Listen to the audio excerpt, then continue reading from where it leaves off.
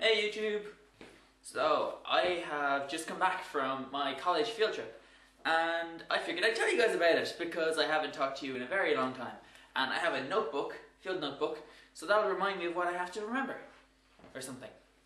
So yeah, so I went with my college to Gran Canaria doing botanic learning something on a field course. And what we did was we did like a bit of quadrating, some nature hikes, and then we did a project at the end of the week. So the very first thing that happened was we went to the airport, obviously, because that's how you get to Gran Canaria, you take a plane. And we went to the airport, and we all met up there, and then we got on a plane. And Aer Lingus, the air company, air coach, air people, and Aer Lingus decided to put us all sitting in separate seats because they didn't want 30 students sitting together, which meant that we were all sitting on our own, which kind of sucked. But the couple beside me were really nice and they gave me stuff. So, I don't know, I like free stuff. They gave me sandwiches. I like sandwiches. And yeah, that happened. Also, I bought my sunglasses in the airport. I got new sunglasses because my old ones broke because I sat on them.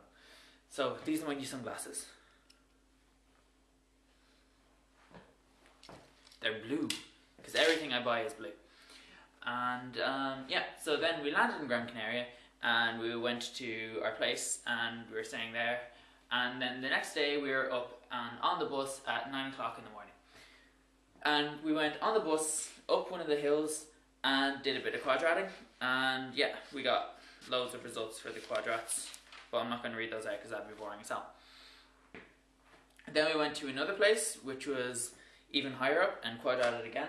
And then we went to the third place, which was about 1,700 meters, and we did our last bit of quadrating, and then we just kind of like had a bit of a look around, and it was really cool because there was like these giant rocks, and one of them looked like an angel praying. It was just like this, and it looked like it had wings and everything. Like I swear to God, if you like didn't know anything about weathering or erosion or something like that, you'd swear you'd like be worshipping it.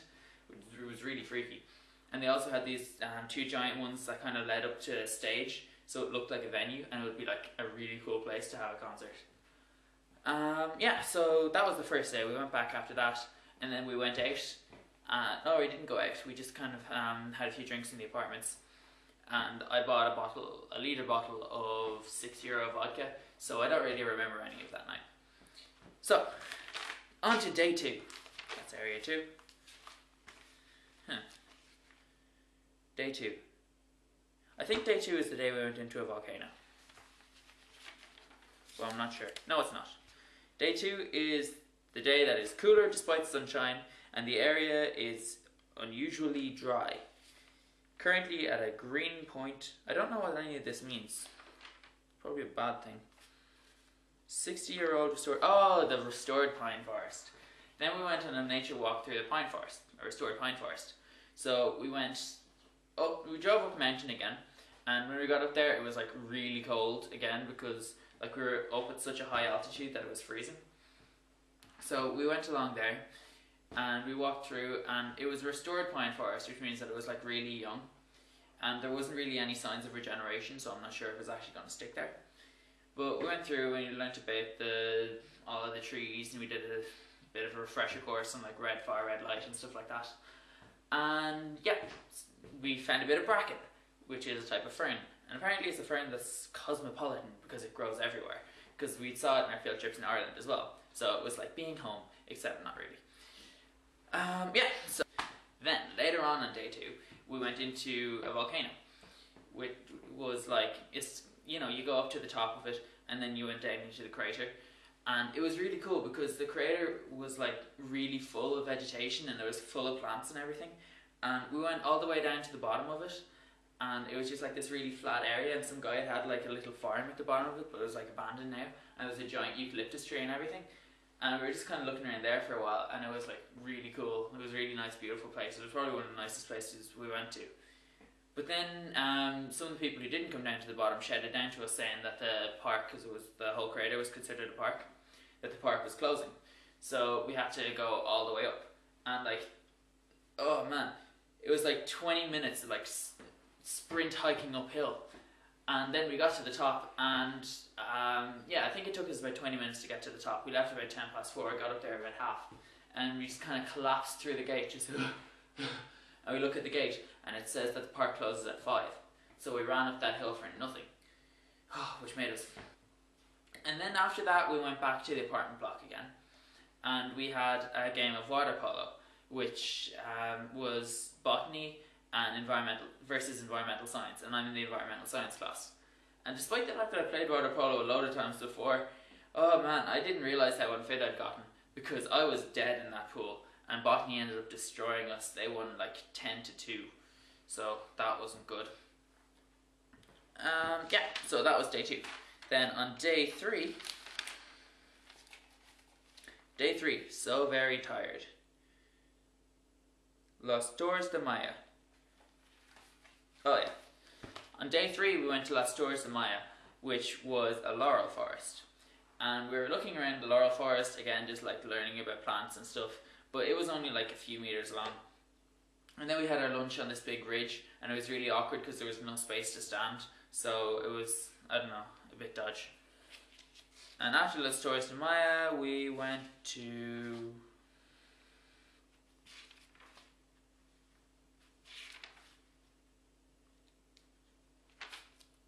I don't know what we did after Las Torres de Maya.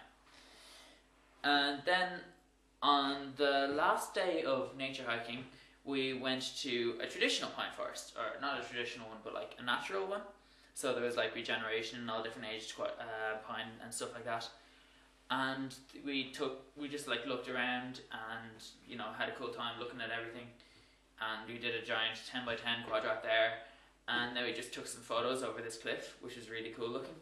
And I don't know, I'm going to put some photos at the end of the video, so you may want to check them out. But the ones over the cliff are from the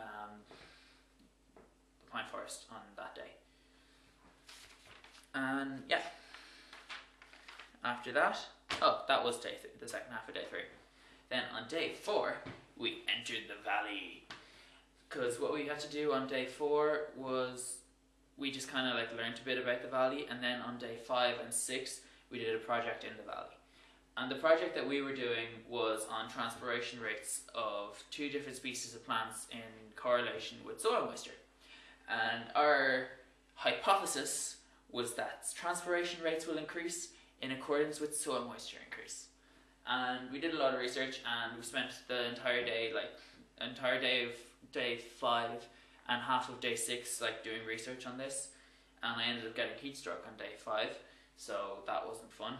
Like, heat stroke is bad, it's not fun at all. And I had to drink like this horrible electrolyte drink to make myself feel better.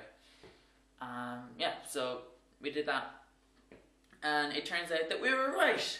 Transpiration rates does increase with soil moisture. Or at least that's what our evidence said. So yay. And then after that, we had to give a presentation on the 7th day. We had to present our findings on the report. And I don't know, the presentation didn't go really well. It was like, we didn't have PowerPoint or anything. We didn't have anything to give a presentation with, so it was kind of tough. But I don't know, we got through it all right, and managed it, sort of. Yeah, let's see what else happened. We're right there. Riverbed Valley is eroded. Yes, yes, yes.